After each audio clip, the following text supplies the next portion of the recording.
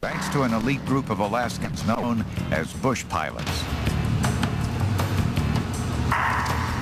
Each morning, Dirk Nickish pits his small bush plane against Alaska's unforgiving terrain and extreme conditions. Dirk flies in a 250-mile radius from his base in Coldfoot above the Arctic Circle to deliver everything from groceries to gasoline and ATVs. At this stop, the landing strip is a frozen lake. Hey, Dirk. Hey, Steve. Hey, Kay. On the lake again. The service bush pilots provide has become an essential part of life here. Okay. Able to haul just about anything to just about anywhere, the bush pilot shrinks Alaska's 600,000 square miles to a human scale. But that freedom comes at a price. This is the third most dangerous job in America. It's been that way since pioneer bush pilot Noel Wien began flying here in the early 1920s. There was no question there was a high degree of stress on every flight. The pilot that came up with my father in 1924 told him this country was not fit for the airplane, and he left. Noel Wien stayed and created flying history. He was the first to fly from Anchorage to Fairbanks. But his Hisso Standard biplane, a three-seater with a 150 horsepower engine, couldn't operate in temperatures below zero. With an open cockpit, the pilot would die of exposure. Its water-cooled engine would freeze and fail. The needed technological breakthrough came in 1927 with this plane, the Stinson Detroiter. With an air-cooled engine, there was no coolant to freeze. The enclosed heated cabin protected the pilot. Year-round flying in Alaska was now possible. Wien began weekly airmail flights between Fairbanks and Nome. The 600 miles it took dog sleds 3 weeks to cover took only 7 hours by plane.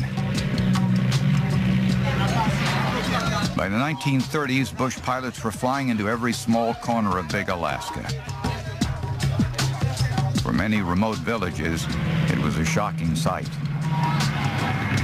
When you landed, the whole town came out. Some of them had never even seen a car, and to have this contraption come out of the sky was huge. Alaska's iron grip of isolation was loosened. People now had a lifeline to the outside world, thanks to the gutsy pilots. Keeping that lifeline open requires flying in tough conditions. Landing gear was developed for a variety of terrain. Skis for snow and ice, pontoons for water landings, oversized wheels on bumpy ground. Pilots mastered the art of using any available surface, however tight. While runway landings required 3,000 feet, many lake beds and clearings offered only 500 feet. One misstep could mean disaster. We were landing on very heavy drifts on rivers and lakes, and the landing gears would fatigue over time. We had several accidents a year with just knocking landing gears off. Modern bush pilots need a plane designed to hold up to the rough terrain. Many choose not a new plane, but a 50-year-old classic, like this 1952 de Havilland Beaver. It's a tried and true design they can trust. It has a very slow-flying wing, which allows it to get in and out of relatively small areas. And the design of the door allows you to roll a 55-gallon drum either in on its side or standing straight upright.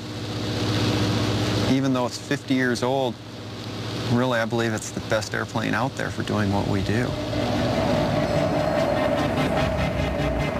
Alaska's extreme weather is a daily challenge. Hurricane-force winds, whiteouts, and dense fog are all potentially deadly. Nowhere is this more true than in Alaska's mountains. Tall Roderick flies in Denali National Park with his de Havilland Beaver bush plane. Denali is so massive it creates its own weather. The unpredictable conditions offer no margin of error. Assessing the weather is the most important thing.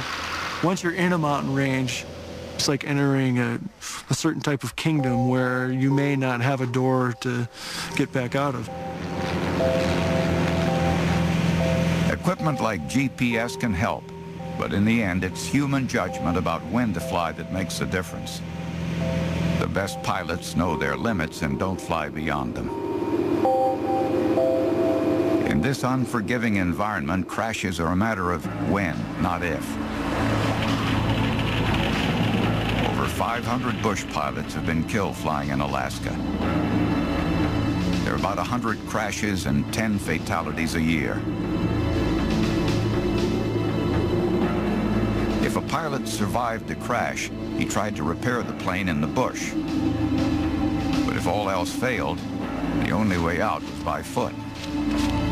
My father did go down 40 miles south of any civilization and walked about 80 miles in spring breakup. Today, no pilot leaves home without a personal survival kit. I carry a .44 Magnum. I carry a cook stove. You have to have a good knife on you, and you have to have matches. You can land on a lake, and if you break through, what you have in your pocket is what you get. With its many risks, staying alive in this job requires preparation, skill, and luck. Orrin Hudson has made it through one crash in 66 years of flying here. There's an old saying that there's no old pilots, there's no bold pilots, but I think I'm different than that because I'm old and bold. I'm also hairless, and I'm fearless, and I'm mean and ugly. And maybe all that constitutes a bush pilot. I don't know.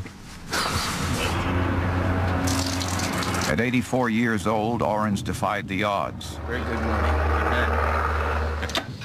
He's still flying his 1942 Grumman Widgeon.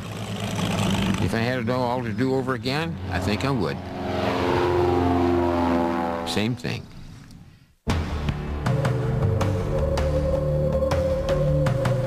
Even today, bush pilots remain a necessity here, a potent symbol of Alaska's enduring wildness. Stronger and bigger than man or machine, it is a land larger than life. In the end, it's those who understand that scope and power and respect it that survive Big Alaska.